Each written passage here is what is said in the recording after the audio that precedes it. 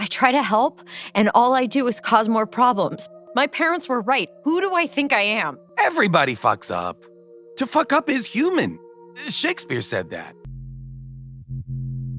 And here we go. It's the comic book bullies. Man, you come right out of a comic book.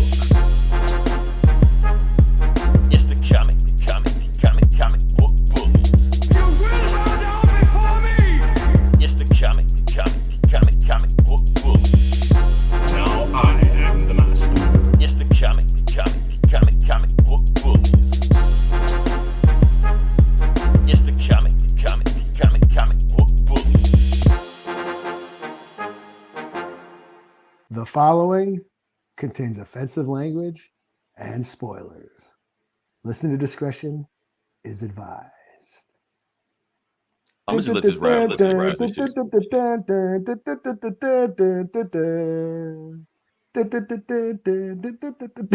There you go. I just want to just let that rap for a second. That's all. Welcome back to the Comic Book Bullies, where there's new bully. My host Leroy, aka Beware the Saint Eyes of March. With my co-host. Oh yeah, this is Eli, aka Ugnot Parmesan. Ugnot, he has spoken. That's right. Yeah. And shout out to everybody, including our number one fan, the AI. Robert Kopp, yes. Right. Let me see who we got here. Who is this Jake? First. It's fake. Yes, you are Jake first. first. You are first there. Jake's always, okay. Yeah. Eli, did you see number that thing one? Did you see the intro that you were talking about? I don't know if you got a chance to see it.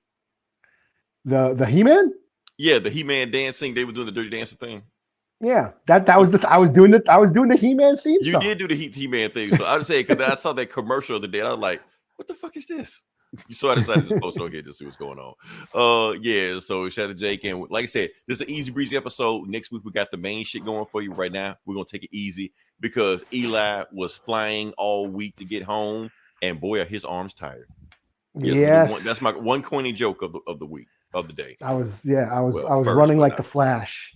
I was running like the Flash. I had that Ezra Miller running technique where he runs all weird. Boy, he was skiing and shit. Yeah. Yeah. So my poor form. Yeah, now I'm all sore. How wonderful for you. All right, let me ask you something. Did we miss St. Patrick's Day? I did. I didn't even know it was yesterday. Because I was. But today, yesterday, whatever you want to call it, I just thought about it. I was like, nobody said anything about it. Nobody talked about it. It just kind of like came and went. So we just gonna pretend like it didn't happen? Sure. I'm cool with that. I'm cool with that. I'm not Irish. I don't drink, so sure, I don't care. I mean, you don't have to be Irish to have a huge drink. It's like Cinco de Mayo. We're not Mexican, but we drink anyway, just for that. So my whole thing is it's like people like there was no weird conspiracy theories. It just flew over the head. I didn't see anything on my timeline saying like the leprechauns were black, or the Oompa Loompas were black and shit like that. None of that. It was just quiet. Everybody's just like, we're good with St. Patrick's Day this week. So, well, it's not an official holiday, but it fell on a Saturday. So you think that would? No. Yeah. It fell on a Sunday. Oh, is it Sunday? Oh, so today's St. Pat. Well, yesterday. St. Pat. Well, technically, yeah.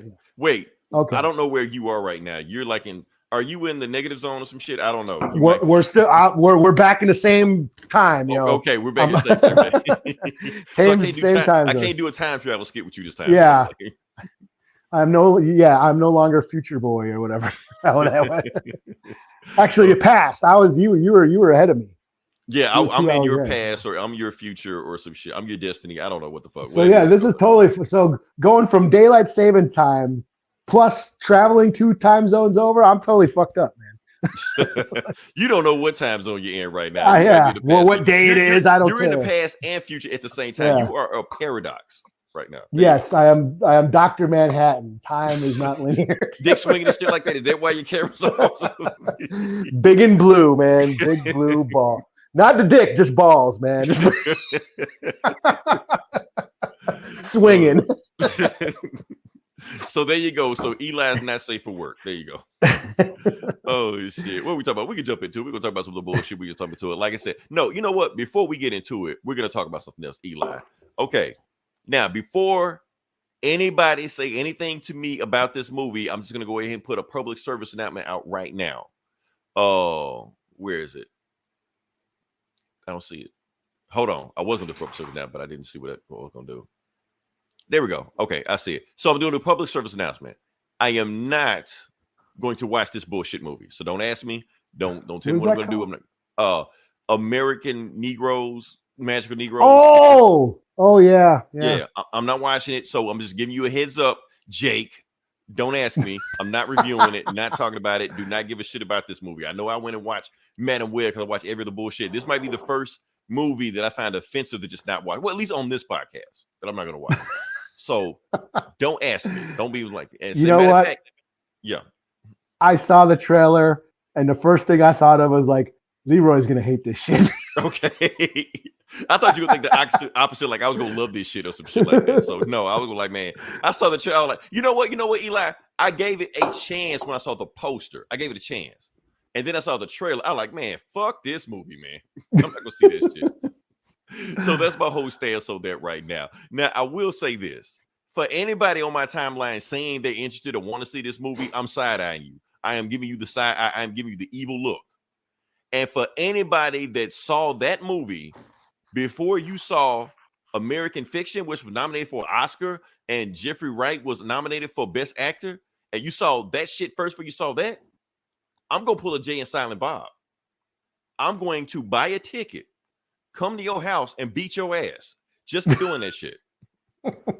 Try me. Anyway, but thanks for listening if anybody hear that shit. Yeah. What do we got here? David Allen Greer. No, I love David Allen Greer, but not for this bullshit. Nope. What do we got here? Let me see. I'm trying to think of the last thing I saw David Allen Greer in. Okay, I'm glad you said that, Jake. Let's talk about this black cinema thing. Like, you got to. Now, we don't have to support everything black cinema. Like, I haven't watched a Tyler Perry movie since whatever. Now, my thing I mean, that movie is kind of sounding like what American Fiction was about. Even though I haven't seen American. Even though I haven't seen American Fiction. I see what you're saying. Yeah. Because that whole movie is about code switching. I get that. But yeah, it's handled differently. It's like, it's not what you say, it's how you say it, if that makes sense. And plus, let's look at that post one more time. I hate talking about this fucking movie. I'm talking about this movie one more time. Look at this shit, man. If you don't know what the fuck it is, like a black Harry Potter movie. Yeah. Like, you don't know what the fuck it is. And I made the mistake of going online and saying black people don't watch Harry Potter. Then I had a bunch of black Harry Potter fans jump down my throat. So my fault. I didn't mean that. Yeah, man. You got to watch your mouth. I got to watch this. The internet. I got to watch it. Hey, we got some big shit. We're not going to talk about it on here, Eli, because I don't want to incriminate us. But, I know Gomer was like, what the fuck? Anyway. That's why I'm never showing my face ever again on here. Right. That way it's just me. That way all blame is on me for the shit that he says. So, yeah. I am the AI. No. Right. Oh shit. Anyway, what was I talking about? Let's talk about something positive. Now, we're gonna talk about something positive. We're gonna talk about Invincible Season 2. We're gonna talk about Invincible Season 2. It is back. Now, the thing was, Invincible Season 2 was gone. For a lot of people that don't know, it went away for 2-3 months. I can't remember. It was on hiatus. Like, it wasn't like in between seasons. Like, it was like half the season. They gave you half the season, stopped, and now the other half of the season is starting now. So a lot of people, I guess, didn't know when it started, kind of fell off on it, because I didn't hear a lot of buzz about it. Like when it first started, and the first season you heard buzz, but the second season restarted, didn't hear a whole lot about it. So, and even then, I was like, oh, is it on? I think I got like a notification, or I went on Amazon. I just saw it. I was like, oh, so let me just watch and see what's going on. And Eli, we're back. We're back, baby. that episode that came back with it, they came out guns blazing, swinging. That episode was awesome. Whole bunch of shit flying around the place, to go into space, go to Mars. People getting their heads chopped off and arms ripped off and eaten and all kind of shit, shitted out, all kind of stuff. Like, yes, they're giving us back Invincible, and nobody watched it. And then they gave us like this crazy ass cliffhanger. I'm like, how you gonna write this shit? Now, my thing is this. Like I said, it was 4 episodes back in, 2 months ago, and they're giving us 4 episodes coming up now. So we got 1 episode. It's 3 episodes left. Now, the show ended with like 3 different cliffhangers with 3 different people doing 3 different shit. And I'm like, and the main bad guy thing, advertiser in the first episode hadn't even shown up yet. So I'm like, how the fuck they gonna wrap all this shit up? I don't know. I guess that's for another time. But I'm interested. I'm locked in. I am invested. I want to see where it goes. Cool. So, are they gonna be able to do all this shit? Yeah. I suppose. Yeah. It still gives no fucks, like as far as violence and. Oh, they went crazy. brutality. It's like they're ramping up. Like, damn, you did that. And you know what's fucked up about it, Eli? Everything they're doing is from the comics. I read the entire comic series, and I remember when they did this shit. I don't know why I'm shocked, but it still shocked me when they did it. Like, that's exactly what they did. So I should have seen this shit coming. It's one thing to see someone's asshole blow up on page, but when you see it in live action, it's different. You're right. It's different. It's like watching the asshole blow up for the first time. They're gonna generate you, and I include my 15-year-old son. Israel says, okay, so people are on it because here's the thing. Because I've been talking. Hold up. How many hot? We ain't even doing shit. What's fuck this. Yeah. Thank you for listening. Yes, fuck this. My sentiment exactly. So my thing is this: I've been like, people need to talk more about Invincible because Invincible is a great show. It's been killing it right now. Instead of bitching every single thing about X-Men '97 because they won't shut the fuck up about X-Men '97. But it ain't good. A show they haven't even seen yet. And then they turn around, they bitching about something else about it. Like if you bitching that much about it, don't watch it. Go watch something else, or wait till it comes out. Watch first episode, 2 episodes like that, and then bitch about it. Don't bitch about it a month in advance before it comes out. You don't have any idea what's going on. You know what the fuck's happening, all this shit like that. Can I transition to X-Men '97 now? Someone talk about that? Sure. I say what I got to say about Invincible. It's awesome. Go watch it. 3 episodes left. You'll like it. Let's talk about X-Men. Now, Eli, have you heard the news about X-Men '97? The big thing going about X-Men '97 this week. Yeah, that the showrunner got fired or something. Yeah, like the showrunner got fired. I'm trying to think what his name is. I don't know what his name is. I'm gonna completely butcher his name. I'm not even gonna try. He got fired a week before the show came out. Now, why he got fired? Nobody knows. Why does everybody think he got fired? Everybody's just making up bullshit and just saying what they want. Because he made Rogue's ass smaller. Yes, he made fired him. He is the guy that did it. He shrunk Rogue's cakes. He's the one that did it. He gave more pronouns. That's him. He's the guy that did it, so that's why he got fired. So they're saying, so now that they're saying he's fired, they're saying, oh, Disney is waking up from the wokeness. I'm like, where are you getting this from? Like, that doesn't make any sense what you're saying. Hold on, let me see. To piss off the woke crowd. Oh, that's have we honestly, Eli? I think we pissed off everybody but the woke crowd. Yeah, well, not on here, no. Not on here, but yeah. they had like 3 seasons. Yeah, well, no. Well, okay, Jake, I think they have 2 seasons already made, and he was working on the 3rd season, and then he fired him. So, but why they fired him, nobody has any clue why they fired him. But I'm tired of the internet just making up bullshit reasons why he got fired. X-Men '97 on Saturday morning. Frank, what are you, 12? This ain't 1992.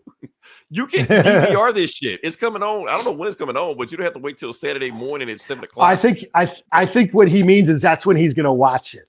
Yeah, you don't have to get that feel again. You don't have to wake up 7 o'clock in the morning on Saturday morning and watch this. Eat your Fruit Loops and eating your Fruit Loops and your cereals and shit, and your onion roos. You don't have to do that. Yeah. Then go outside and run into sprinklers right afterwards. Right. You're some grown ass kid. Hey, Frank. Hey, that's just us talking, man. You a grown ass man. You can do what the hell you want to do. Yeah. Yeah. You deserve to eat your Fruit Loops. You deserve to eat your Fruit Loops at 7 o'clock in the morning while watching Saturday morning cartoons. You can do that. You paid all your bills, hopefully. So do what the hell you want to do. Fuck us. Shit. But Eli, do you know the biggest? I ain't gonna say made up reason, but the biggest conspiracy theory why people think they fired dude? No, I mean I haven't really been paying much attention to the chatter or any of that. Here's the kicker. Here's the reason people think he's got fired. Like I said, they're making the shit up, but they think he got fired. They think he got fired because Disney might have found out he had an OnlyFans. Oh, really? He's got an OnlyFans? Hell, I don't know.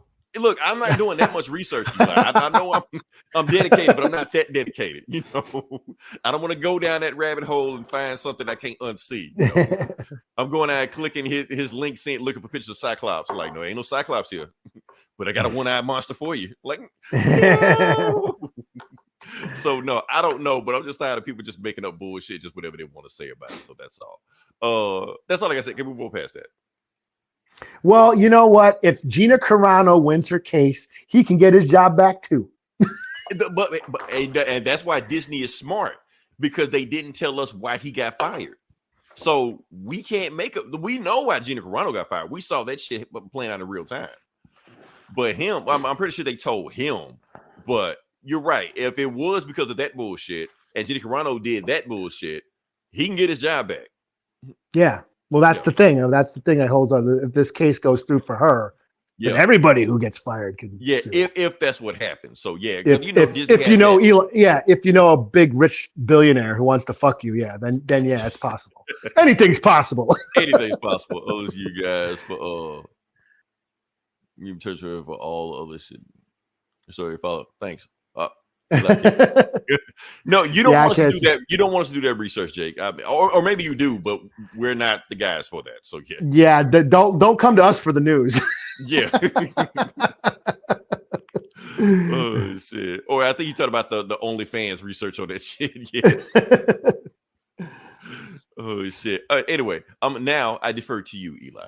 I'm gonna throw it to you. Okay, because this is your baby. We're gonna see where it goes from there. Oh, we are talking about this? Oh, okay. Oh, that's right. You did say you didn't want to talk about it. My fault. Well, you already put it up, so Jake wants to talk. Does Jake want me? Okay, so Neve Campbell is back in Scream now. That dude we just posted. That's what he wants. So. Yeah, so Neve Campbell is coming back to Scream as in the new Scream movie as Sidney Prescott after being fired or after she didn't get paid enough. Yeah, they kind of shortchanged her, you know. Yeah, so they wouldn't pay her fee, so she wasn't in the last movie. So they kind of went forward with two other actresses, but then after all that crap with the two new actresses, and now they're not going to be in it, and then they lost the director, and now like the new Scream. From what we know, Melissa, what's her name? Whatever her name, she got fired. Yeah. We're not gonna get into it why, because honestly I hadn't paid attention to it. And Jenna Ortega, after she got fired, said she had scheduling conflicts like the day after. So yeah, take that for what you will. But anyway, the two actors out. So yeah, and then they lost the director, and it was like ever since it's kind of been in shambles. The movie has been in shambles. People are calling the boycott over the whole Israel-Palestine conflict. War, genocide going on over there. So Neve Campbell's back. Right. And so is Kevin Williamson. He's directing it now, who wrote the original Scream movies. Okay. Yeah, he's directing it too. So yeah, that's what's going on. There's still a lot of chatter that I've seen. People are still calling the boycott. People are still calling they're disappointed in Neve Campbell's choice to return. Yeah, that's about it. Because the thing is, like I said, it's a whole political thing going on right now. Whether or not you own Melissa's side or not side, or now, if anybody wants to boycott because of this, you're completely within your right to do whatever you want to do. I won't look down on you. That's your money. You do what you want to with your money. Now, as far as Neve Campbell, let's be honest, she ain't playing in a lot of shit.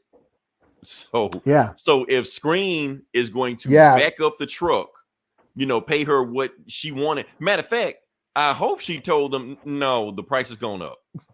That shit we talked about last week. No, you back that shit up. So yeah, if they did that, I don't blame her for that. Get your money like that. My thing is this about this whole movie. Like I said, they set up the narrative where the last two movies were headed towards something where Melissa, what's her name, Jenna Ortega was supposed to be doing some big trilogy thing, and they set up the last two movies for that. So now we're just like, no, they're throwing this shit out.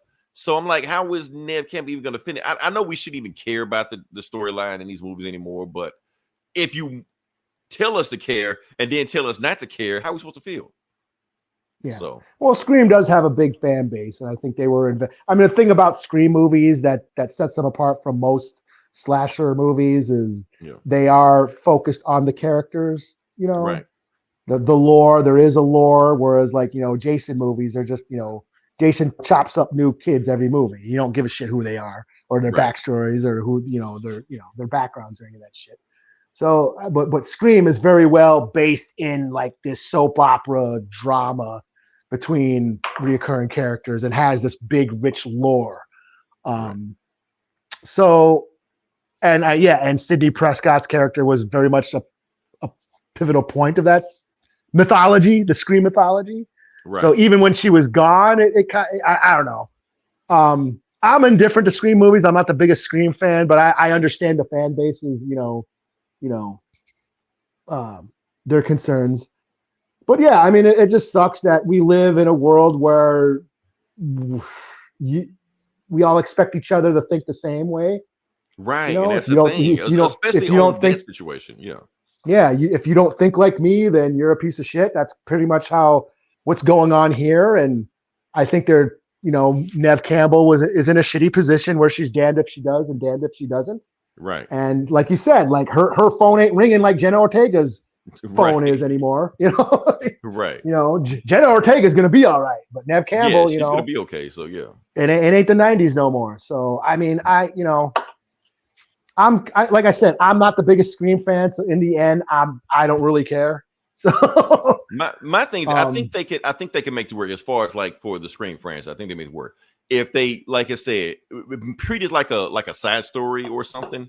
Like instead of pretend like the last two, not to pretend like they don't exist, but pretend like not pretend like just open with her and don't reference anything from the last two movies. Basically, like make it about her having it in a completely different city where it's different and you're doing whatever you want to do. That's it. But or just make a stab movie. Make a stab movie. Right, but if they make a stab movie, she wouldn't be in it because the stab character is playing a version of her. Yeah, but that's where I don't know. I think to keep it fresh. I don't really care. Whatever. Here's the thing. At the end of the day, Eli, we know why they're doing this because they got to milk out franchises. That's what they got to do. Scream movies are cheap. So they can just pretty much pay Sidney Prescott, whatever her name is, whatever they want. Put this movie out there. They know it's going to make us money back. Even if people are boycotting, still going to make us money back. And they're good. Scream is a safe bet at this point. It ain't like an Avengers movie or a Superman movie. You're not dumping $300 million budget in a Scream movie. Yeah. So you're gonna make your money back. It's easy. That's why they keep doing this stuff. So it don't really even matter. That's why we're kind of wondering why they even making a movie like that. If you lost your two big stars and you've been basically building up to something, that's why. Because they got a franchise and it's Paramount. Can we talk about Paramount for a second? I'm glad we talk about Paramount. This is a Paramount movie, right? I don't know. Oh, I mean, right. it was Miramax back in the day. I don't know how anymore. We know what happened with that. Let me see. Who owns Scream? Is Scream? Okay. Yeah. Okay. Yes. Okay, it is Scream. Good. Thank you. I'm glad we're talking about that. Okay, so we're talking about Paramount. We know that Paramount is in trouble. And please, Eli, I want to talk about something for a second because look. In this day and age, I need everybody to listen to this podcast or share this out. I need everybody to start learning how to use social media. Because at this point, this shit got to stop. Because I saw this shit right here. I'm talking about Dave Chappelle got $2 billion from CBS to have a late night talk show on network TV. And it's getting shared everywhere. This shit is going viral. I thought it was funny at first when I saw it. Then I saw like Eddie Griffin share it. I'm like, come on, man. Y'all got to do better than this shit, man. First off, CBS doesn't have $2 billion, period. They can't give it to Dave Chappelle. Paramount as a company in general has less than $8 billion. The company. Now I'm talking about CBS, BET, MTV, Nickelodeon, whatever else you want to name on there, all this shit like that, combined $8 billion. So they don't have $2 billion to give Dave Chappelle. Matter of fact, they're trying to sell their shit right now because they're in the red. They're trying to sell their shit. That's why Tyler Perry is circling the drain for BET. He's trying to buy that shit. So that's going to run out. So yes, no, they don't have $2 billion to give Dave Chappelle for a late night talk show. First off, who watches network TV anymore? Who watches late night talk show? Eli, when the last time you watched a late night talk show? It's been a while. I mean, yeah, I don't have regular TV. Yeah, like Nobody that, does. like Even if you local have TV, regular like local. TV, yeah, even if you have regular TV, and the thing is, like these talk shows, you can watch them on anything. Nobody is watching late night talk shows. I don't give a fuck what these celebrities look like nowadays. I might watch it, you know. I mean, I see clips of them sometimes. You know, like when, but against your will, are you searching for the clips? No, yeah, like Jimmy Fallon or some clip. Yeah, you know, you're searching whatever. for it against your Yeah. will. You know what? Because they got to deal with YouTube or some bullshit like that. So if you're YouTube, they're gonna stop whatever you're watching to shove Jimmy Fallon in your face and then move on like that. But nobody's searching for this shit anymore. Nobody watching this shit. So you think they're gonna give Dave Chappelle $2 billion on a network TV show that nobody watches? Plus, let's not forget, Dave Chappelle is transphobic, so they're not gonna put him on a late night talk show. First off, let's talk about Dave Chappelle for a second. For some people, I don't mean to shit on Dave Chappelle, but I'm just saying people still haven't figured out that he's a right-wing comedian. If for some reason that fact like flies over people's head, and he has been basically done everything but just tell you up front what his political leanings are. So they're not going to stick him on late night talk show or any network television. They'll put him on Netflix to piss people off, but they're not gonna do that shit anywhere else. So stop sharing this shit. That's all I'm saying. Be smart. Come on, yeah. And you know who I blame, Eli? I blame TikTok. I blame TikTok for this bullshit. Oh shit! Are we going down there? See, I wasn't going to Eli, but you made me do it. So I didn't do shit. I'm just sitting here. We went from Scream to Paramount to Dave Chappelle. Now we're on I'm okay. I'm not gonna talk about TikTok. I'm just saying I already know that TikTok be spread all this misinformation all the time and shit, and I know that's where that shit came from. So shit. Yeah. That's why Who's the more foolish, the fool or the fool who follows him? Exactly. Shit. That's why. Hey, no, what? No, I saw Jake's comment. What is he pissed? Is he pissed about the CBS thing, or what's he pissed about? I don't know. Everybody, it's the internet. Everybody's pissed about something. I got y'all. I got my news. Oh, Jake, you can't get your news on TikTok. No. That's the problem. That's the problem with society. We live in a society. Hey, Paramount Plus got some shit though. But I'm gonna be honest with you. When season 2 of Halo is over with, I'm canceling that shit. Sorry. Paramount, is that the one with the Star Trek shit? Yeah. Okay, I got Paramount just to watch The Stand, and it sucked, and then I haven't had it since. Damn.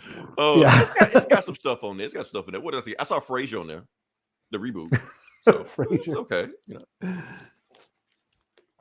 But yeah, one more episode of Halo. That shit is out of here. Anyway, what are we talking about? One more thing we gotta talk. We gotta address this. We gotta address this. Let's talk about this. Okay. For those that don't know, I'm pretty sure it's been all over the news, and we gotta talk about this because it's a comic book podcast. So we have to do our due diligence. Yeah, so The Crow is back. Now, for those that don't know, well, The Crow is a trailer, and it's got that Pennywise dude, that guy. Okay. Skarsgård. So he's the Crow. Everybody's upset. Everybody's mad. Everybody's pissed. It's the internet. You know, water is wet. That's how it goes. Reason we're talking about it because for those that don't know, The Crow is a remake of a 90s movie that was based on a comic. So yes, The Crow is a comic, and that's where it came from. Because that's what the 90s did when Batman and Robin came out and just killed comic book movies. Hollywood decided to go a different route and decided to snatch up every indie comic book they could find. That's where Ninja Turtles came from, Crow came from, Spawn came from, Tank Girl came from, Barbed Wire came from, The Mask. The Mask. We're missing some other ones, missing some big ones. Yeah. But anyway, History of Violence. History of Violence was History of Violence. I think was 2000, but that's a comic also. Yeah, 2000. Ghost World, that's a Ghost comic. World. Ghost World, Road to Perdition. Road to Perdition. Yeah. All those were indie comics, yeah. So that's what I'm saying. So they didn't have to go through Marvel, DC. They went through there, and it almost really gave the comic book industry like a renaissance because, like Marvel, DC can't make those type of movies. Yeah. So it gave them more freedom to do what they wanted to do. So that was a cool thing. But yeah, and the Crows like it also. Now, Eli, can I say something that might get me banned off this podcast? And you might whoop my ass. Have I ever stopped you ever? No, and that's the problem. Sometimes you bring me in. If we're okay, are we going to get death threats from this? Maybe if we are, then shut the fuck up, please. Thank you, Eli. Rein me in sometimes. Anyway, what was I talking about? Okay, the thing I was going to say that I've never seen the Crow movie. Oh yeah, that's fucked up, dude. Okay. You might get death threats from that. That's all I'm saying. I've never seen the movie. Now, I will say this. I read the comic. Okay, yeah. I read and that's why I didn't watch the movie, because I read the comic. And I was like, well, I read the comic. I already know what's going to happen. So I guess I'm good. And plus, they had the whole thing about Brandon Lee dying in the movie, and I didn't want to go through there and be sad because he was like one of my favorite action stars coming up. The stuff he was in, like what was that? Yeah. Rapid Fire, Showdown in Little Tokyo. Showdown in Little Tokyo. Yeah. Remember that shit? Yeah, that shit. Yep. So he was in those Rapid movies. Fire, all the movies like that. So I'm like, damn, I was sad. You know what's fucked up? I found out Brandon Lee died before I found out Bruce Lee died. What? I didn't know. I was watching the movies. I just thought that's around the time I got into Bruce Lee. So when I was watching the movies, I didn't know how old those movies were. So I'm watching like In the Dragon and whooping Chuck Norris ass and him with Jim Kelly. Man, you straight up a comic book. We didn't have Wikipedia back then. I didn't know how old those movies were. So I'm watching the movie. I'm like, oh, damn. Well, I want to know some other movies come on. And plus, you got to remember, Eli, back then they had all those knockoff bootleg Bruce Lee movies. Bruce Lee, Dragon Lee, all the shit like that. Bruce Lee, yeah. Bruce Lee. I didn't know it was all that shit. So I'm thinking he's still making movies and shit like that. Like, when's the next Bruce Lee movie coming out? You know? So Bruce Leg. Right. So yeah, then they said Brandon Lee died in the same fashion his father Bruce Lee died. I'm like, Bruce Lee died? Like that fucked me up. So I'm like, nah, I'm not watching this shit. So yeah. So I've never seen the movie. No. If that makes any sense. I know I'm all over the place. I'm just talking about shit, but yeah. Okay. Well, I mean, and I might have a controversial opinion. Uh-oh. So he okay, I mean, whoa. Let me. The views of this podcast do not reflect the views of Eli. There you go. Okay. Yeah, I always thought that the Crow movie was just okay. Now hear me out. Okay. I loved the comic. I love the comic. Mm-hmm. The comic is fucking awesome. Yeah. I loved it. And when I heard they were making a movie, I could not wait to see it. And and it's hard to follow the making of movies because we didn't have the internet back then.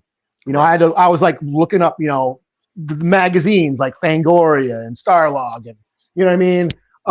You know, to get news and gossip on the making of The Crow. And then when Brandon Lee died on set, and it was on set. So there's like this sort of this mystique about the movie because, you know, Brandon Lee passed away on the set and it's about a ghost, you know, where he's playing a ghost, you know, essentially. So it's got this like eerie, tragic theme, you know, to it. Mm-hmm. And I think that's why a lot of the fans are like shitting all over this remake because I think it lacks that mystique, even though there's been shitty sequels and shitty TV series, and there's been other Crow comics, you know, that have come out since then. There's like a whole bunch of Crow comics. The kid from Terminator 2 played the Crow or some shit? He was in what's his name? Mark Dacascos played in one of the Crow, like a TV series. Yeah. You know, or something like that. So there's been other Crow media since then.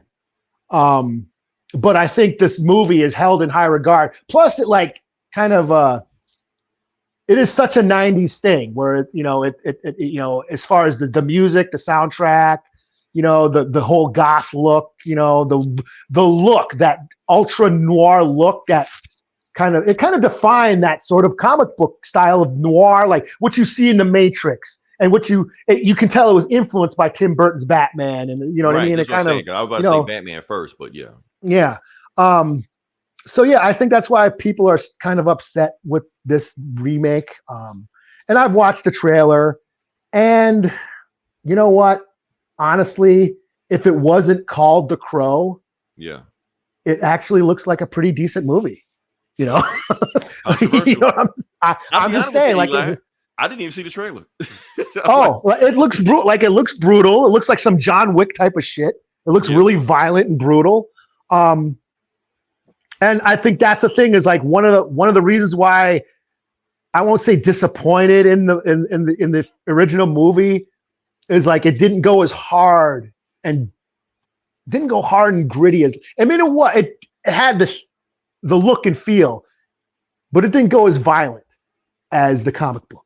I mean, there's scenes in the comic book that are really violent, and they ain't gonna put it in a PG-13 movie, you know.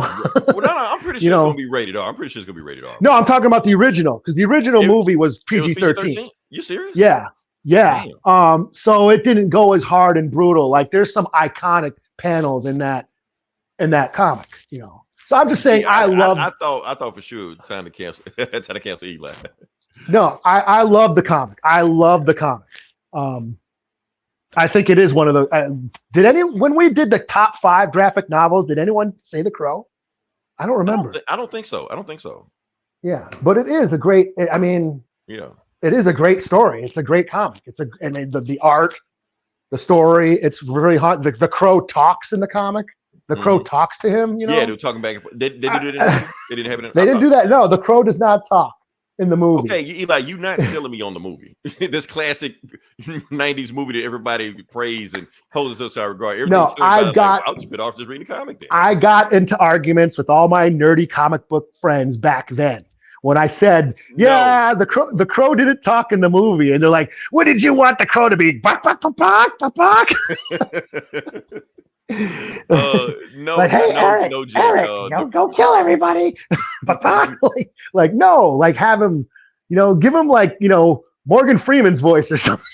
Or something, you know, Lawrence Fishburne, I don't know. Yeah.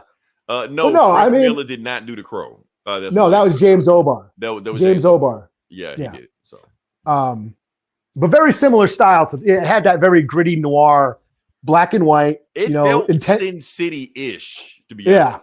Because that was around the same time when it came out. So yeah, Sin City, the comics dropped around that time. It was all around early 90s, late 80s, early 90s. You know, but yeah, I mean the movie is good. I mean, if you haven't seen it, check it out. It's really good. It's very well made. And yeah, it's just got this kind of eerie quality to it, you know. And it is sad. It is sad. You know, it's a sad, tragic story. So I understand why people are like, they just saw, you know, this, you know, the new Crow, and he looks like a shitty juggalo, you know, crackhead juggalo, and like, what the fuck is this shit? You know, it ain't goth enough for them or whatever. But I understand when you're a fan of a thing and they remake that thing and it's not what sucks, or it's not what you picture in your head, you know. Yeah, it doesn't resemble the thing you're a fan of.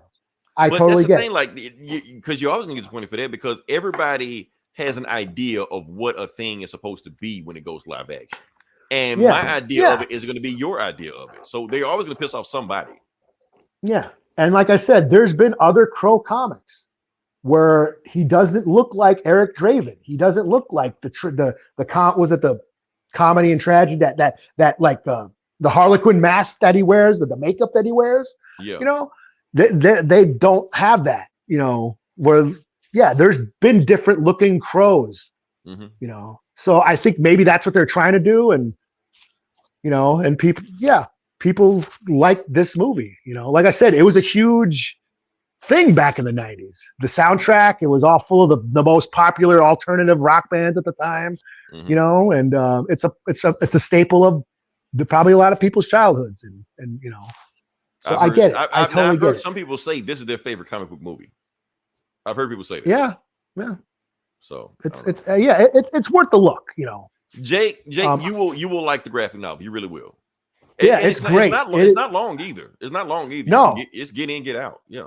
No, it's not like, you know, 12 issues. No, it's good, and you'll see like it's very, very different from the movie. Yeah. Like the movie actually. Yeah, the movie actually expands on, like, takes a lot of liberty with the comic. Like, it basically just turns, because like you said, it's not very long, so they actually expand on a lot of things, you know. So that, you know, that's not in the comics, but it's good. The comic is great. It is a very great, very well made piece of literature. Yes, I'm going to call it literature. You know, now, if it's you want up to read there with. Now, you want to read something that will fuck you up? The Mask. Those comics. Oh yeah, they are nothing like Jim Carrey. Nothing like Jim Carrey. That movie. Even though I thought the movie was pretty funny, but those Mask comics are very violent. Yes. You know, you'll never see Jim Carrey do that shit. So he had to sit there do it. It's basically kind of like Deadpool. I mean, he was kind of like a Deadpool. He kind of was like Deadpool before Deadpool. Yeah. Just very violent. He was killing everybody. The Mask killed everybody. So, all right, let me say, can move on to the next part of the podcast. Sure. Sorry about y'all. I got no Street Fighter videos for y'all. I didn't do shit, but whatever. But we got comics. So like I said, this is the comic book bullies where we talk about comic books, and we're gonna jump into it. And Eli, I guess I'm gonna go first because I guess I got a bunch of books. A bunch of books. So what book I'm gonna start off with first? Let's start off with how many X-Men books do I have this week? Okay, Eli, I only have 2 X-Men books this week. So we're trimming it down, we're cutting down. Doing a little bit better. Okay. So the first book I'm going to do is Fall of the House of the X of the 10 of the power of the sword of the X. So we're doing that book. So we're doing the Fall of the X of the House of the whatever. And so we're here. And this is where they finally go after Dr. Stasis. This is what the book is about. Issue 3. Let's get into it. Jump into it. Let's get into it. Bam. So the book starts off with Juggernaut dragging Krakoa through the desert because his mission to rescue Krakoa. And while he's grabbing Krakoa, he gets stabbed in the leg. Now, of course, it's Juggernaut. How you gonna stab in the leg? What they did, they took one of Wolverine's skeletons that one of his dead bodies, and turned it into, I guess, a harpoon, and that's how it was able to penetrate Juggernaut's leg. So that's how he stabbed with adamantium. So either way, he's still carrying Krakoa around, and that's when you got this big ass helicarrier coming at them. Yes, it's a shield helicarrier on them right now. Reason because for those who haven't been keeping up, Orchis is a part of shield. They're part of shield, Hydra, AIM, some other folks, and they got weapons. They got access to all of their stuff. So and then they're just firing at Juggernaut. Get some, Juggernaut, and Juggernaut's blocking. Juggernaut just doing old shit. Don't you know who I am? I'm the Juggernaut, bitch. The steel weapons can't harm me. Does he really say that? Come on. No, he's not. He didn't say it. So they like, okay, so if we can't shoot you, we'll shoot him. So then they start shooting at Krakoa, and Krakoa starts getting hit. They're like, oh shit, because that's his main job is protect Krakoa. So he takes some of the tree limbs off Krakoa and just throws into the Orchis guys and like stabs them through the chest and shit like that. Meanwhile, we cut to Cyclops and Dr. Kreger, and she did some shit to knock out Omega Sentinel. And what they're doing, they're sneaking away. And Cyclops basically telling her why he blasting dudes to get away. He could have escaped anytime he wanted to. The reason he didn't escape is because he's waiting for her to realize the bullshit that was going on around in Orchis. And he straight up asked her, Dr. Kreger, who is running Orchis? And she thought, well, I thought I was. But it turns out I'm not. And we'll find out who's really running Orchis in a second. And that's when their ride shows up. Magic there. Got Cyclops optic beam, his optic thing. So now he can actually like use it because he was actually walking around blindfolded before she got there. And she was like, look, we need to go to the moon. And we need to go there because we're on a mission. And that's what she does. She teleports to the moon. Meanwhile, Apocalypse has recruited every mutant on Mars, or Araco, how you call it. Basically telling them what's going on. And it's basically saying, if y'all come with us, you might not come back, but hey, we're recruiting you to war. And that's when, boom, Manifold shows up and he brings what is it called? That Sword space station, the Sword space station that Sword was using. And all you hear, and I can't make out the 2 figures, but all you hear is, hey, sugar. So you know who the right is. Yeah. Can you see her ass from here? Not really. It's just right, babe. You know what? I can work with this. just me personally, and basically telling them everybody gets on the ship. I understand a lot of y'all are from Earth. Y'all want to get back to Earth. But to get back to Earth, you got to fight for it. So yes, that's what he does. So Manifold does his teleporting bullshit thing going on right now because they don't have the gates anymore. It's just teleporting anywhere. So Manifold has to take everybody who wants to. So he takes the Sword Space Station 2, put it next to Sword Space Station 1, and together they form an X. All that shit like that. So yep. Mm-hmm. So the X-Men doing X-Men shit, they jump off that, basically saying saving Krakoa. And Rogue's basically saying that Destiny told her this shit was going to happen right here. So Juggernaut, she was taking Krakoa, and basically Juggernaut just looking in the sky. He like, oh yeah, you guys are fucked. And that's when the X-Men jump off. And you see the X swords over the helicarrier, and meanwhile, Kitty Pryde and Emma are coming to help, but Tony Stark is telling him, y'all can't do that. I got a mission for y'all. Firestar just sent me a message. And Firestar basically sent me a message like, if you get this message, I'm dead. Orcus find out I'm a spy for the X-Men, and basically, don't worry, I tagged Dr. Stasis. So if I'm not dead, rescue me. If I am dead, avenge me. Boom. And that's and basically they're like, okay, we're gonna let everybody else fight, save Krakoa. We're gonna basically take down Dr. Stasis. So Dr. Stasis is in the desert doing everything. He's about to disappear and reboot himself later on. And that's when they find him. So Kitty Pryde starts beating the shit out of him left and right, and then she takes his helmet off, and she's just like, and basically Dr. Stasis is like, look, if you kill me, then you don't know where Firestar is, because I hadn't killed Firestar yet, but I hid her in a special place, and I did that shit just in case you came for me. So, and I got a psychic blocker in my head right now, so you can't read my thoughts. And Kitty's just like, oh, what? You mean this psychic blocker that I just took out your head when I took your helmet off? You're like, oh shit. Yeah, Emma, read his mind. So Emma read his mind. And they find out where Firestar is. She's like in New York, some shit like on a boat. So Sync is he's close enough, he uses Firestar powers, blast the Orcus dudes off there, rescue Firestar. She's not dead. And she's just like, are you okay? She's fine. Okay, so then she's like, yeah, we got it. And Emma's like making him beg and kneel and shit like that. Not like she did Mr. Sinister, where she made him bark like a dog and call her mistress. She didn't do that. Lick her boots and shit. Yeah, like he did that shit. See, this is why Hickman needs to come back, man, because Hickman was on that shit. Anyway, and he's just like, no, you can't kill me. Don't kill me. He's like, I'm not gonna kill you. I'm gonna torture you mentally until you wish you were dead. And she basically made him imagine every X-Men killing him over and over and over again, like Colossus smashing his head, Magneto crushing his skull, and shit like that, to the point he has a cardiac arrest. Doesn't die, but he's just like, please just stop torturing me, while she's just drinking and shit like that. And Kitty's just like, what the fuck you doing, Emma? Kill this dude. She's like, because if you don't kill him, if he comes back, anything he does is on us. That's our fault.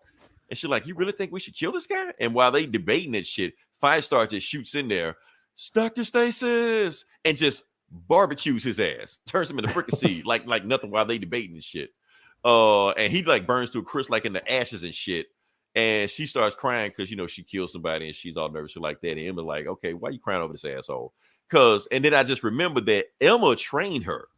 Like how Professor X trained the X-Men, she trained her because she had her own rival school. She's one of the Hellions, the original Hellions. So yeah. So and basically saying, okay, let's go do this shit. So they go to Mars. I'm sorry, the moon, where Cyclops, house used to be at on the blue moon, area on the moon, stuff like that. And they're basically looking for what the Sentinels are playing up to, because that's what they realized, that while the mutants and the humans were at each other's throats, all the robots and all the AI on Orcus was behind the scenes not doing shit. Like Omega Sentinel, Nimrod, Moria, all the motherfuckers like that. They was in cahoots with each other. They was playing us against the mutants. So, and Dr. Gregor just walks into the room and she sees Nimrod like doing some shit, powering himself up or whatever the fuck he's doing. She was like, what the hell are you doing? Now, Nimrod has the mind of her husband. Like she put the mind of her husband in Nimrod. That's what powers Nimrod. But the way Nimrod is talking, he's like, I'm here to eradicate humans and mutants all together. So now Cyclops telling her, like, that's not your husband. And she's like, I realize that now, but Nimrod got to understand that the only reason he's alive because of the stuff that we did for him. So he at least got to, understand that much. And Nimrod just like, no. And then, bam, breaks her neck, turns in the opposite direction. Kills her. Yeah. And Cyclops like, you from a new angle. Right. Now you can see what I see. So Cyclops just blasts like that. You animal. It doesn't do shit. Like I said, it's Nimrod. So, and Nimrod basically just telling him his evil mastermind plan. He was like, while the mutants and humans were at each other's throats doing all this other bullshit, we were planning our master plan to wipe all of you out. And that's what we plan on doing. To be continued. So, yeah. So that is the house of the fall of the rise of the son of X. The tens of the swords. The claws of the sword of So that's going on. Now we got movement. We got action going on. The fall of X is about to start falling. We're about to start wrapping this shit up. So that's the thing.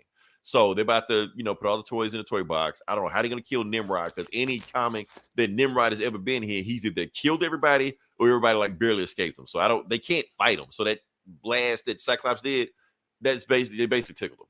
So I don't know, but I'm interested. I want to see where it goes. So yeah. This Cool. one I'm gonna give it a 4.5 out of 5. Eli, you gave me a bunch of action, gave me a bunch of setup. So yeah, I'm good. So Cool. yeah. All So right. what you got next? I'll do Mace Windu, number 2. Mason Windu. I'm Yep. making this shit up again. All right. So this is obviously before.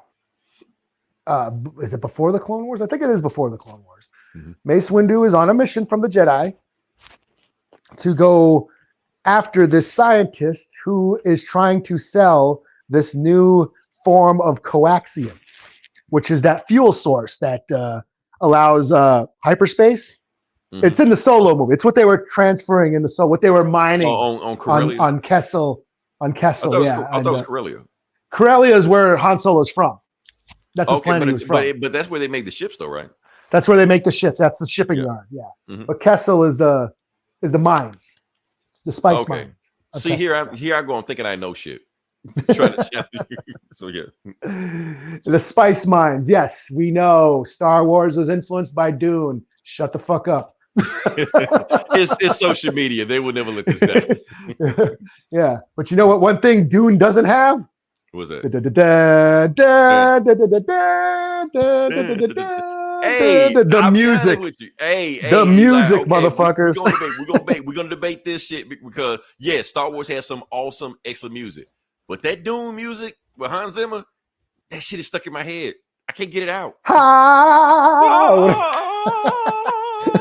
It's stuck in my head. I can't get it out, man. But anyway, the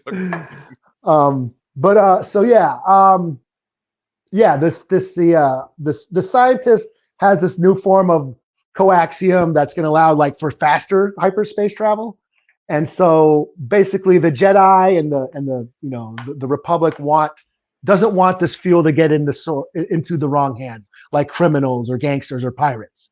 So they send Mace Windu to go recover it, go find this girl. She's a scientist. So she, issue 1, he finds her, and they're being chased because she basically put out an open bounty, like, hey, anybody want to buy this shit from me? I'm selling it. So that every thug in the galaxy is trying to find her now. So they're being chased, and that's what this issue starts, where they're being chased through the city, and and then they basically escape into these underground crystal caves, and then it just turns into it kind of slows down. We're focusing on character, this conversation between them two. We learn about her and how she's she's morally gray, that she's just doing what she does to get by. She doesn't really care who gets this fuel, because she's poor. She just wants to make some money. And of course, Mace Windu is like, well, it can't fall into the wrong hands, blah, blah, blah, blah. And she's like, oh, who's that? Like, who? Like, you're, what, pirates, gangsters, the Republic, the Jedi? I mean, to her, they're all the same. Like, I'm poor. I grew up in the fringe of the galaxy. Like, it's all the same shit to me.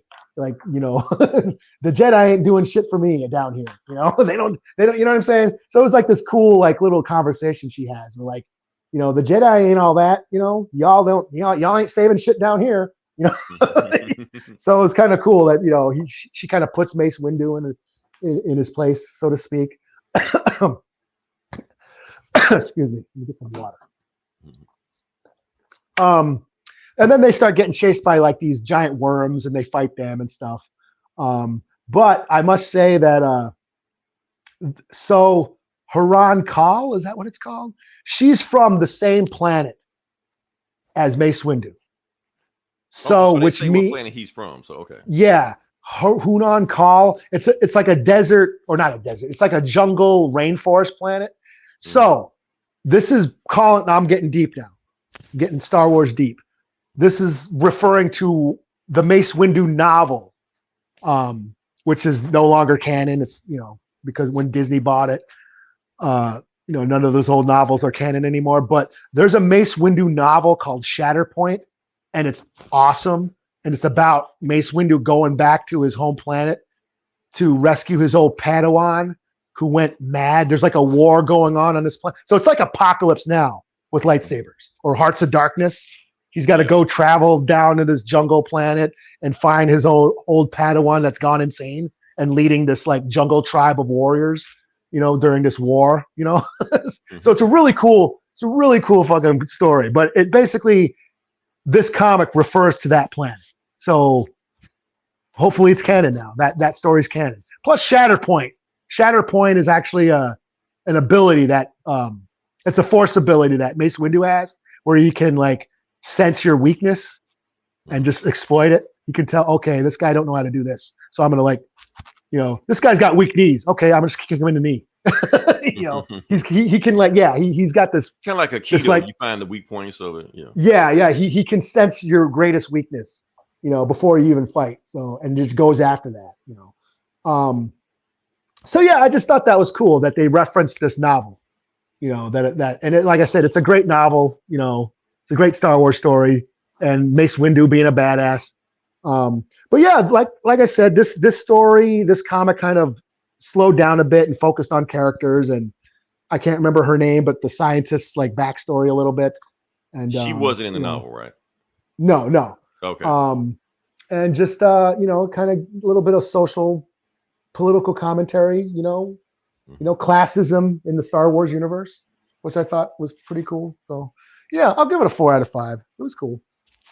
Nice. Okay.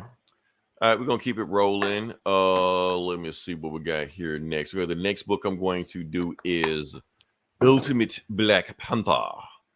Eli, I didn't get to read this either. Yeah.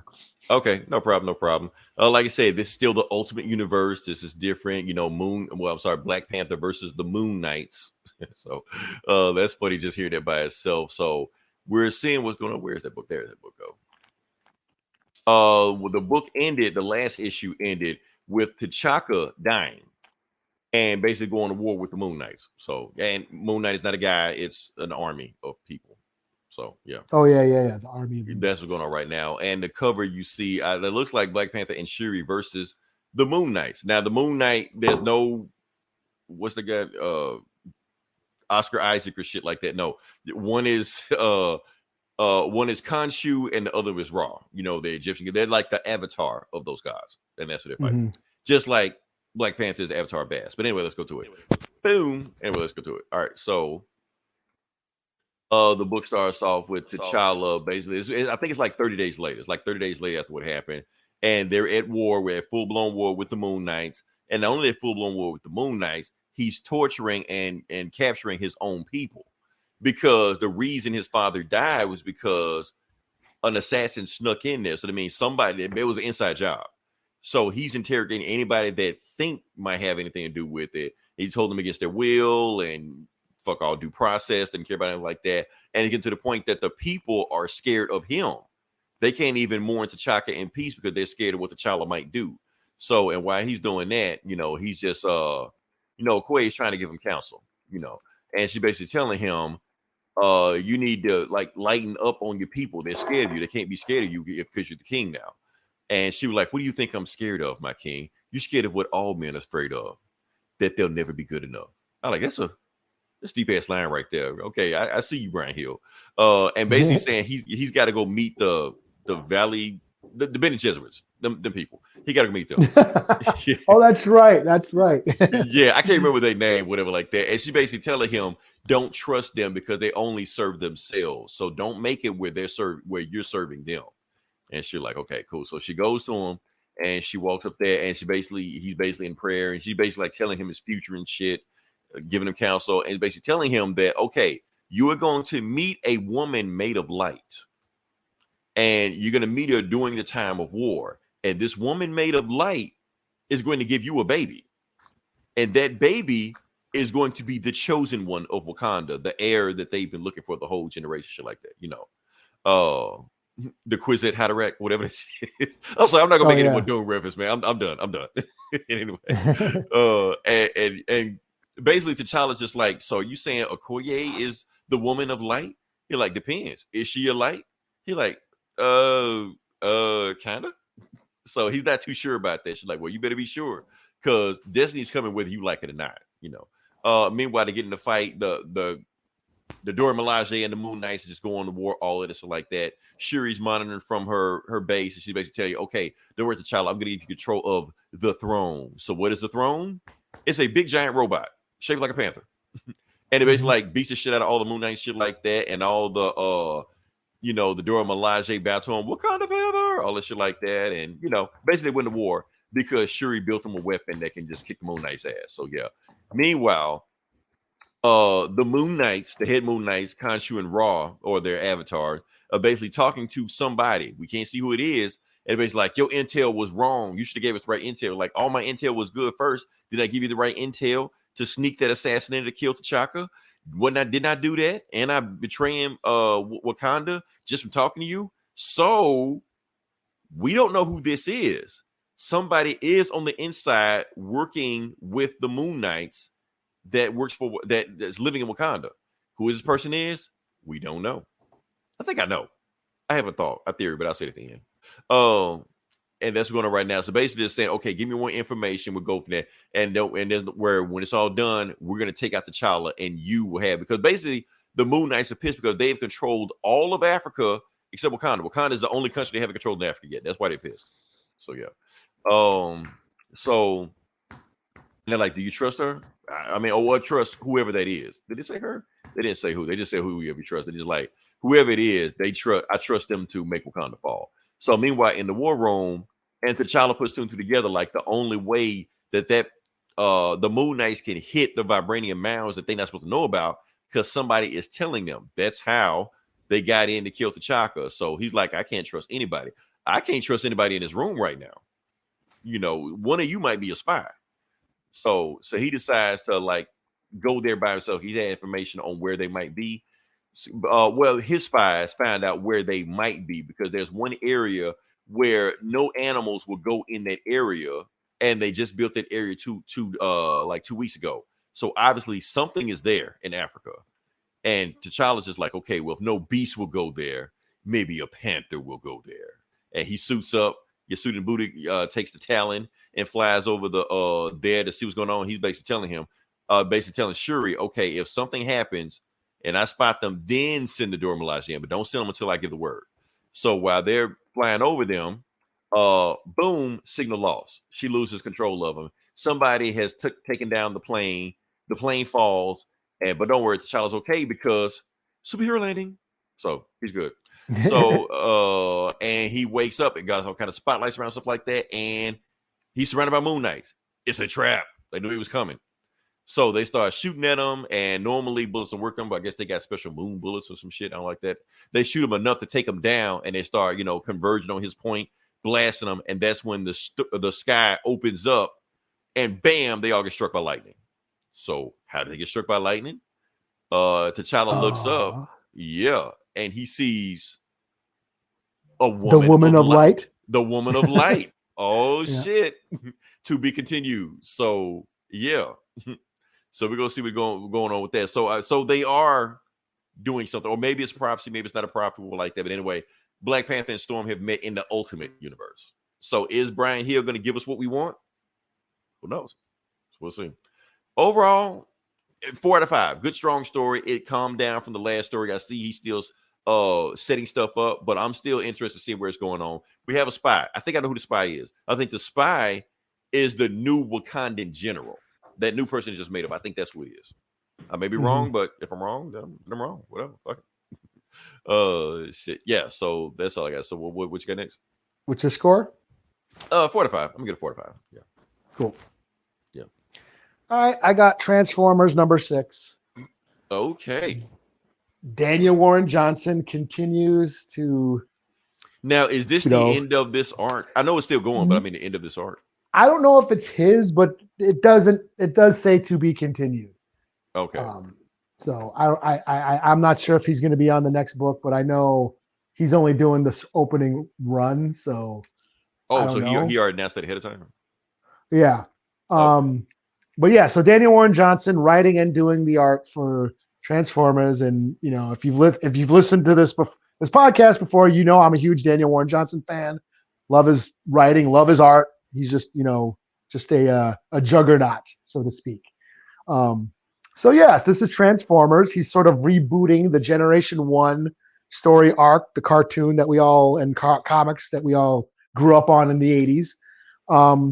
And this picks up right where there's the big battle. We're in the big battle, the big climactic battle.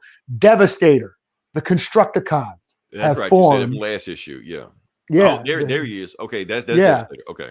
Yeah, the Constructicons, all those construction vehicles, they all form like Voltron into Devastator, a big giant robot that starts, and Devastator just starts whipping ass. He literally picks up Optimus Prime and does the Hulk thing like Hulk did to Loki in Avengers. Yeah.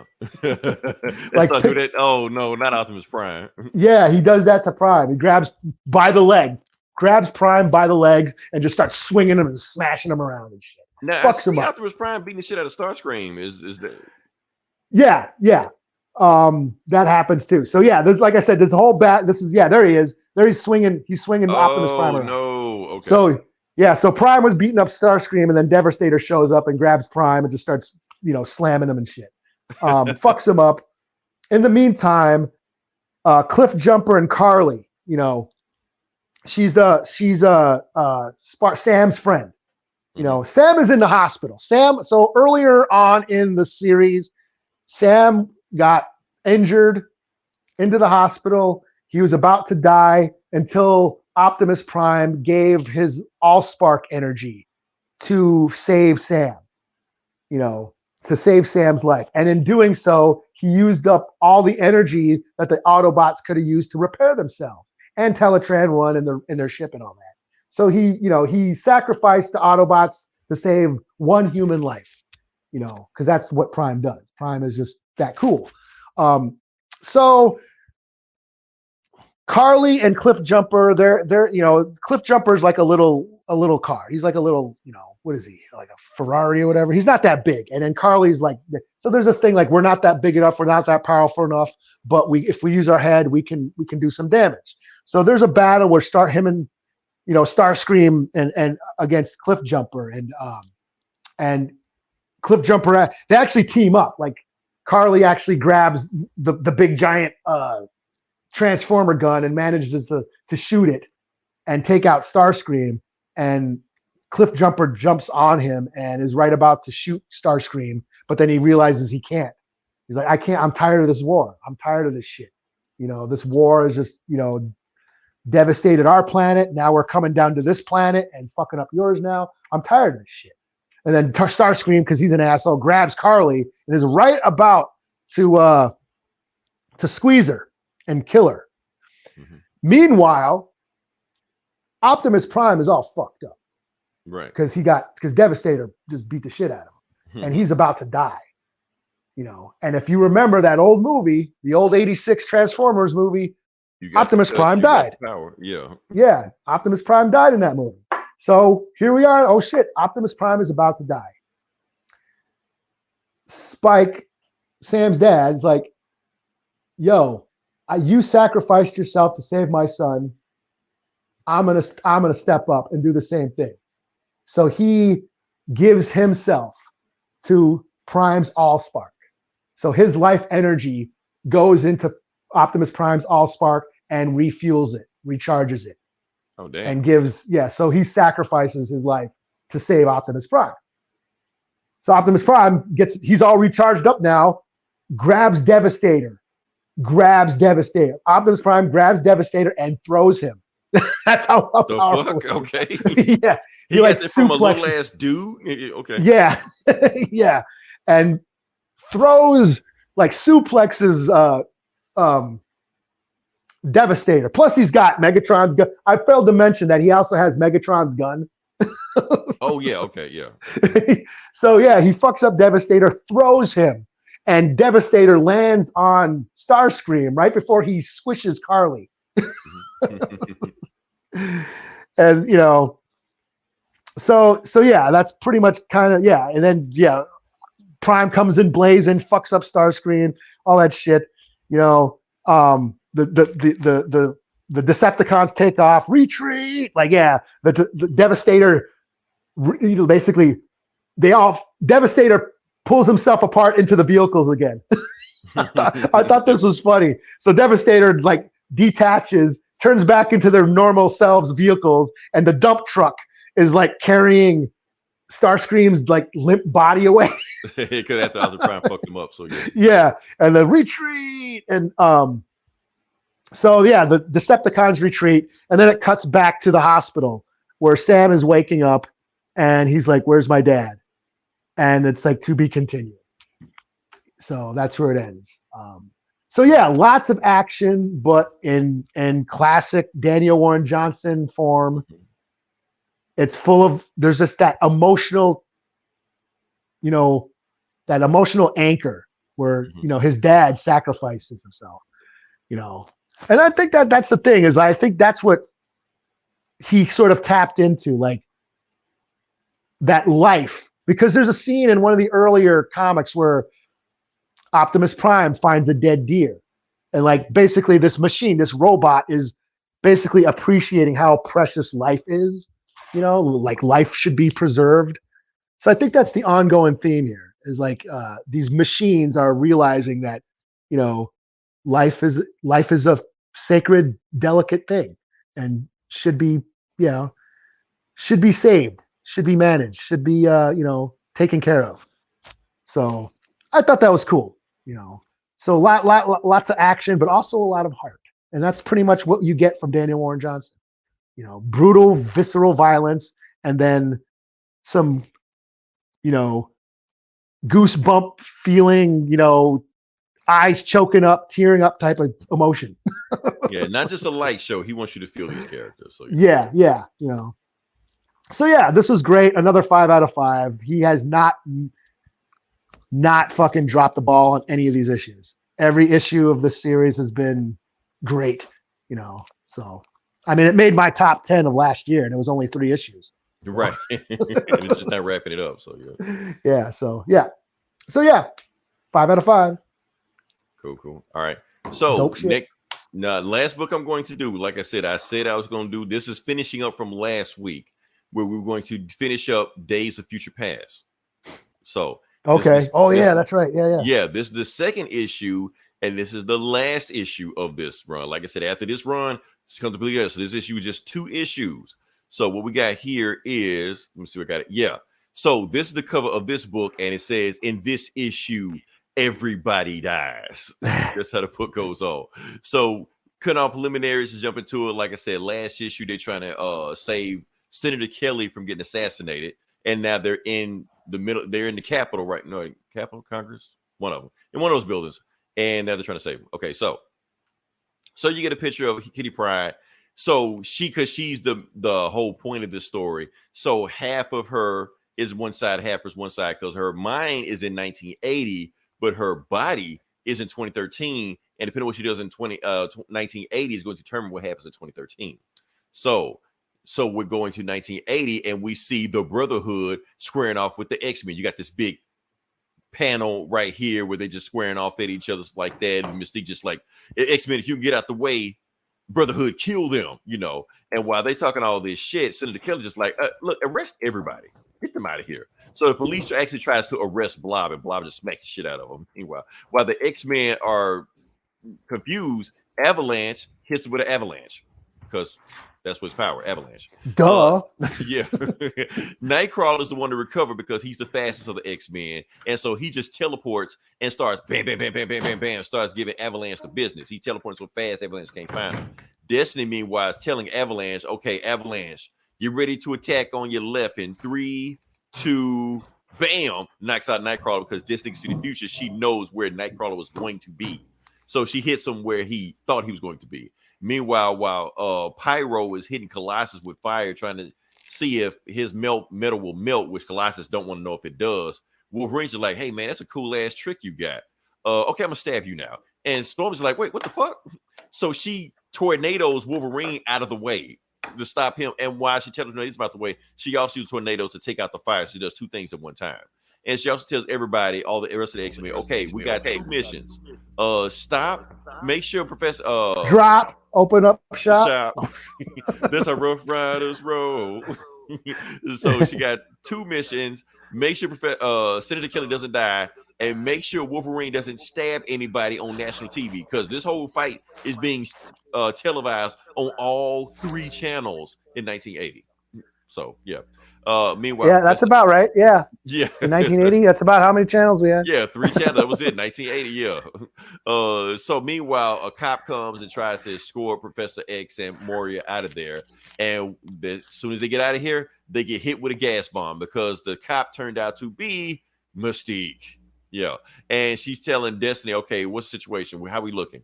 They're like, oh yeah, we're looking good, but the problem is there's something messing up the timeline right now that I can't see. There's something running around right now.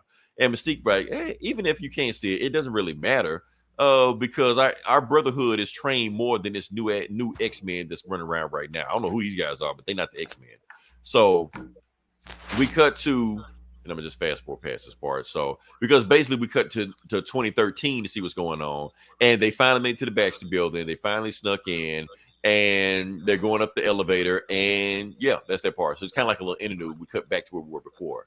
Now, back to present, well, not present day, but 1980.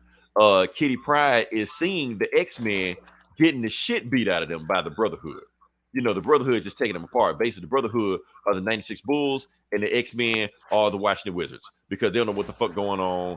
The Brotherhood are. I don't understand that reference.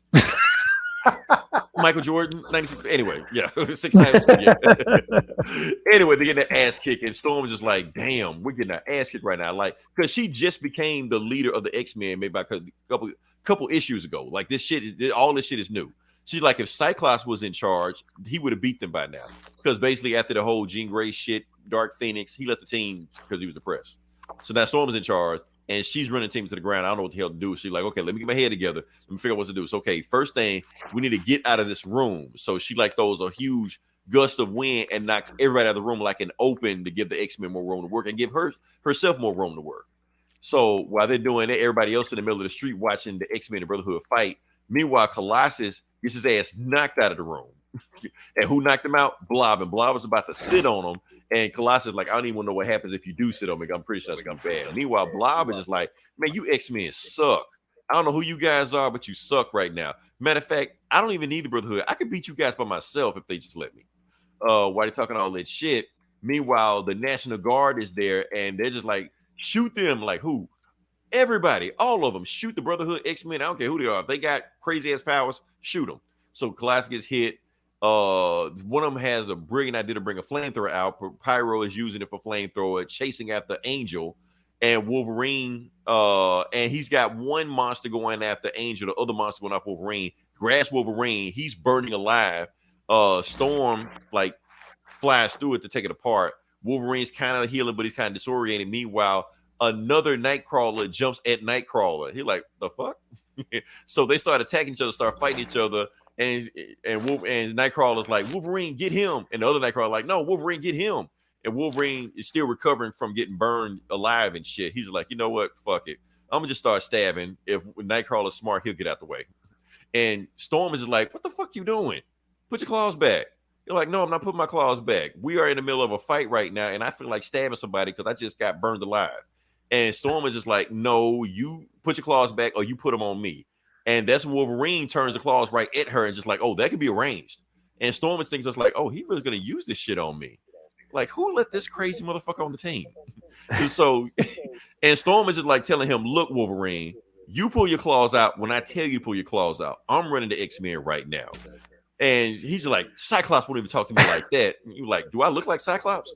You're like, and why do you need your claws on these anyway? This is the Brotherhood, not Thanos. You don't need your shit on these. Ain't you the best there is at what you do?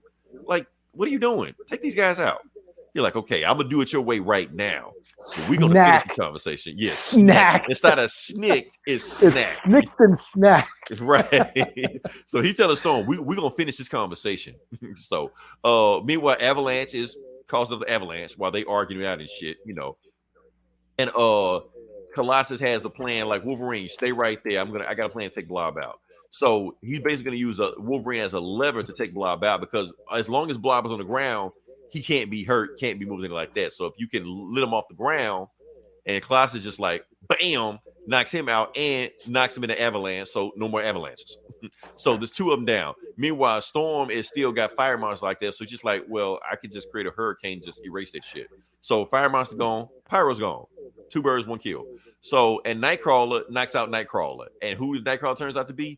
Mystique. Now, this is the first time they met. And Nightcrawler's looking at Mystique like, why the fuck do you look like me? And Mystique is telling him, Kurt, why do you think I look like you? Like, what does that mean? And how do you know my name? Like, ask your mother, Margoli Sadars. Ask your mother and she'll tell you the answer what's going on. And then she gets out of there and that's it. Meanwhile, like, we got to get the fuck up out of here because they're coming to get anybody. They don't care whether you're good or bad. They're coming for you. And she sneaks out of there and she's like, don't worry, I'll get the Brotherhood. So the X-Men are running. And while they're running, they're like, hey, anybody seen Kitty? They're like, yeah, she went to go get, oh, shit, Senator Kelly. So they completely forgot why they even came here to begin with. They came here to save Senator Kelly. They got in a fight with the Brotherhood. Meanwhile, Senator Kelly is still in danger. So, and we cut to 2013 where you got Colossus, Wolverine, and Storm going to the nerve center of the Baxter building to take out the Sentinels. Meanwhile, Kitty Pryde's like unconscious body is outside with Rachel Summers. So they go in there, they see one Sentinel. They're like, we take the Sentinel out, we take out the building. So Wolverine's like, okay, do like the old days. Give me a fastball special. Fastball. So Colossus is a fastball special. Wolverine into the Sentinel. He like, because if he can't see me, I can chop his head off and we can get in there. And before that happens, bam, the Sentinel blasts Wolverine before he in midair before he even gets to him. And he's like, you think we let you in? You think you snuck in? We let you in. So you're only here because we want to just kill you in one spot. So Wolverine has been blasted and dead. All you see is the elemental skeleton just on the ground. He's out of there. And Colossus with Storm like, oh shit, we are fucked. Yes, you are. So Storm gets pissed, blasts him, takes him out with one lightning shot. And two more Sentinels come in the building. And Colossus is like, oh shit, Storm, more of them coming. So Colossus managed to push one of them down. And Storm blasts the head of the one he pushed down. Meanwhile, the other Sentinel she wasn't paying attention to reaches in his gauntlet and stabs her with a harpoon. So she's dead. So that's two X-Men down right there. Meanwhile, in the Fantastic Four building, Colossus has more rage than he's ever had before. Like his rage right now can is worse than even Wolverine's Berserker rage. So he punches one Sentinel clean out of the Baxter building into the middle of the street. And he's fighting. And meanwhile, Rachel, because she got her telepathic powers, she sensed when Wolverine died. She sensed when Storm died. She's trying to stay in contact while Colossus is, he just died. So she's like, oh shit. She's like, damn, Kitty, you need to make sure whatever you're doing, you need to make sure you fixed it, because if you don't, we're screwed. You know. Meanwhile, Kitty in present day sees Destiny because she wasn't fighting with the Brotherhood. She went after Senator Kelly also. And Senator Kelly's just like, you know what? If you're gonna do it, do it. I'm gonna just stand here and I'm gonna take it like a man. And before Destiny can pull the trigger, Kitty Pryde phases through her and she gets messed up, and that's when Destiny be like, oh, she was the anomaly. She was the one in the time stream I couldn't see, because Kitty, mine is from the future. That's why Destiny couldn't see her. Otherwise, Destiny had everything planned out, but Kitty kind of messed everything up. So she misses, and the moment she did it, she kind of like quantum leaps back to her body and shit. That's an old reference for everybody that watched that show. Anyway, Storm goes in there, sees Kitty Pryde, and she's like, Kitty, you okay? And Kitty's back to normal. She's like regular. And Professor X and Moria finally woke up, and they're like, they pretend like they don't know what's going on. They pretend like they're checking on Senator Kelly, but they're really checking on the X-Men. So they fly out of here, and they're basically saying, okay, we're okay. Meanwhile, Mystique is watching everything that's going on. She's like, don't worry, Brotherhood. I'm going to get you all of you. I'm going to break you all out of jail in time, and we're going to regroup, and we're going to do this shit again. So they're flying back in the plane. Professor X is telling Kitty everything. Oh, she scanned Kitty to make sure she was telling the truth. She was, and she basically is catching Kitty up on everything that happened. You're from the future. You did this. You did that. Blah blah blah. And Kitty don't believe anything that happened. And basically Warren's just like, Angel's just like, well, okay. So did we change the future? And Professor's like, only time will tell. But Anyway, meanwhile, about a month later, we cut to the White House, and the president is having a meeting with Senator Kelly and Sebastian Shaw, the leader of the Hellfire Club. And basically they're saying that, yes, the X-Men saved my life, but if there were no mutants, my life wouldn't need to have been saved to begin with. So what we need to do is to react the Sentinel program, because the Sentinel program before wasn't government authorized. It was like some other shit. But now the president's authorizing himself, called Project Wide Awake. And who he's putting in charge? Henry Peter Gyrich. And he would say nobody reports to him besides me. And he's going to be in charge of Project Wide Awake. To be continued. So that's it. And the next issue, Kitty fights a brood on Hanukkah. So yeah. Oh, that is the story. Yeah.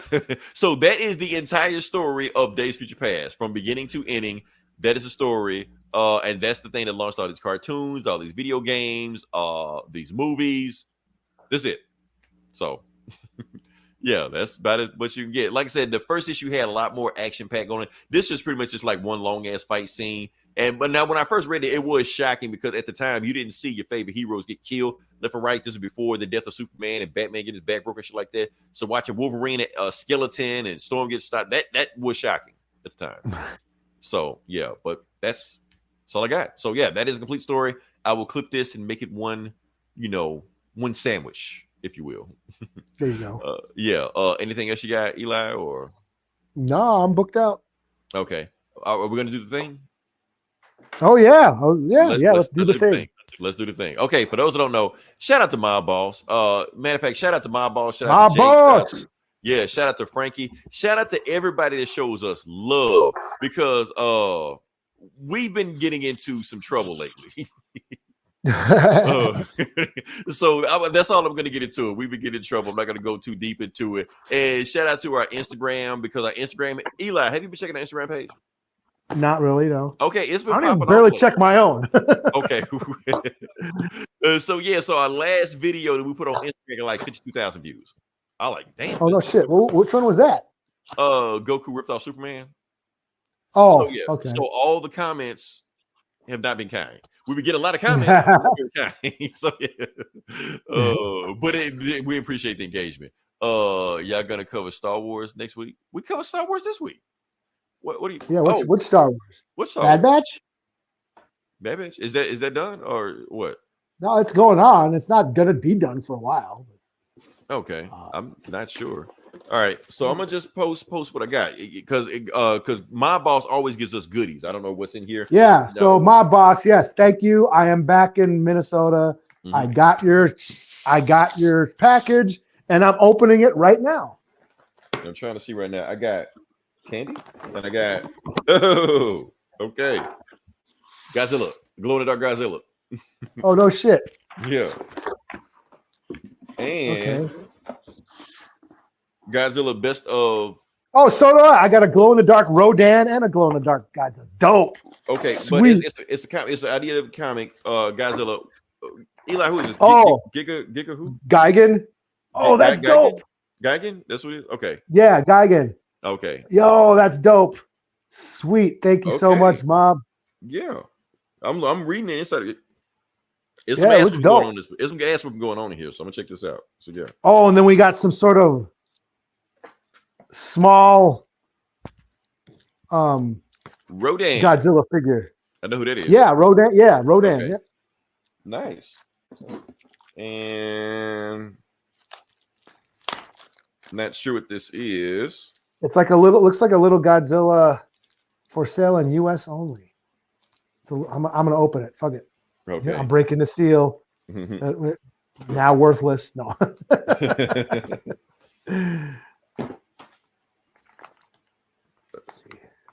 I ain't eat lunch today. Thank you, my boss. I'm eating this shit like right now, right after the show. The candy, yeah. He Yeah, always okay. comes with. Yeah, he always feeds us too, man. Yeah, he always feed it because he know I'm hungry as shit. So Look at this yeah. box open. What the hell? Oh, you found out what it was yet? Oh, okay. There I go. Yeah, I got it. What is this? It is. What is this? A stamp? Oh, it's a stamp. It's a stamp. Okay. It's a Godzilla stamp. Oh, you like stamp. Okay, yeah. All Yeah. So we can like an ink stamp. Is that what it is? Yeah. right. Nice. So what does it say? And then should we read the? Self-inking stamp. So like a notary, we could like notarize our shit with Godzilla. Nice. Okay. I gotta So find I'll a way to read get it. this. Like, was it like a Mob? You got to tell it was it like a Godzilla store or something like that? Because I noticed that had to be hard to find. Yeah, this is cool. Yeah. This is some cool shit. So yeah. Well, Super 7, yeah. I know Super 7's been putting out they got a license for all kinds of figures. But yeah, that's dope. Like the What Rodan Super like a store or something? Or? It's another line of toys, like a figure line, action figure line. Right. Yeah.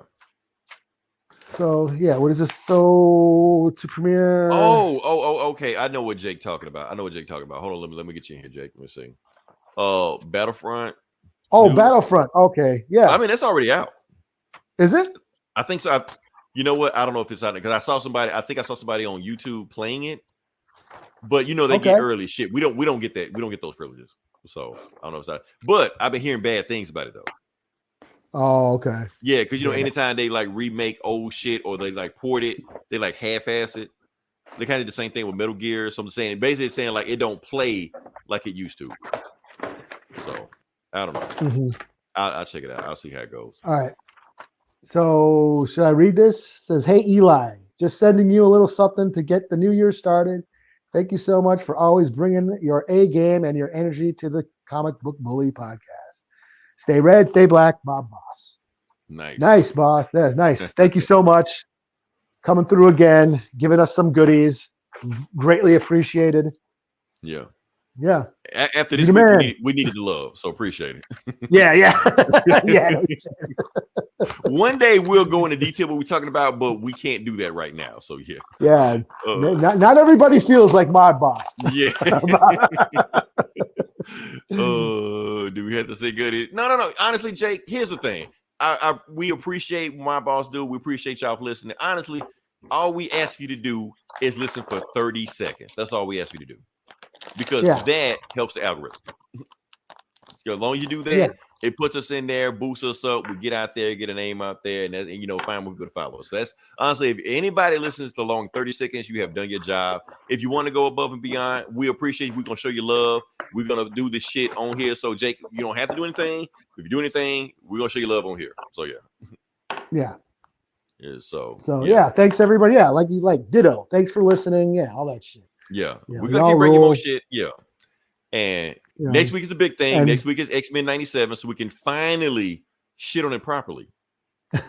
So we are gonna watch it. You are gonna watch? I haven't been bitching. I haven't said anything about it. I don't give a fuck about the dude's OnlyFans and Dick Wick and out and shit like that. Look, I'm gonna just watch it. It's just whatever. So yeah. Honestly, I'm not like super excited or against it anyway. It's just it's another show. Like yeah, I just watched. Yeah, we talked about it. We're gonna piss more people off. They're really gonna come after us then. So they're gonna show up at us like Jay and Silent Bob. I guess a few of their page so you can see what the X-Men creator has. Oh, okay, Jake. If you want to check out that dude's OnlyFans, you do you. We don't need measurements or size wise like that. We trust you. We take your word for it. So yeah. Until then, it's Leroy. This is Eli. We talk to you guys next week. Same bullet time, same bullet channel.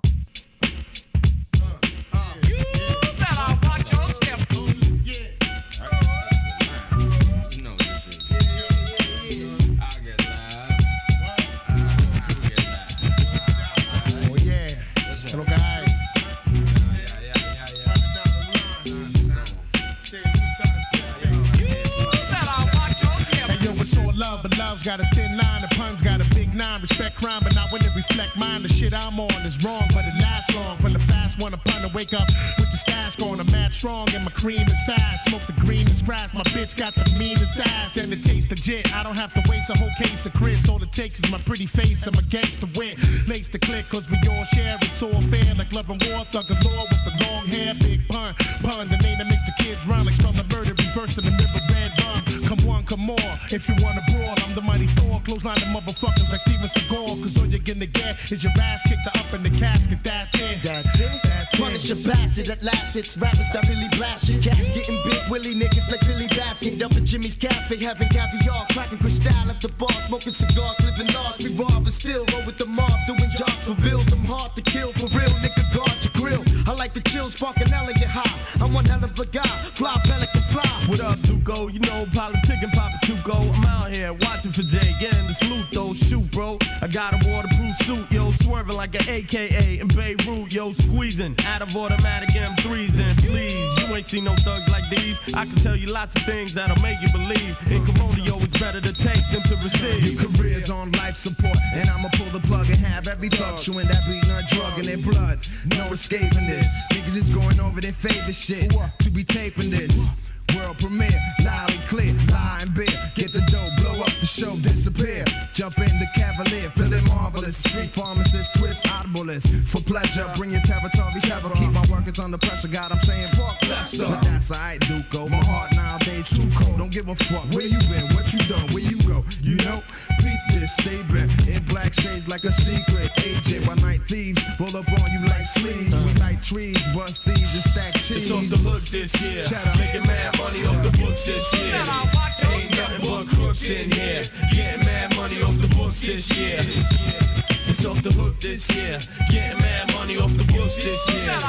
Ain't nothing but crooks in here. Getting mad money off the books this year.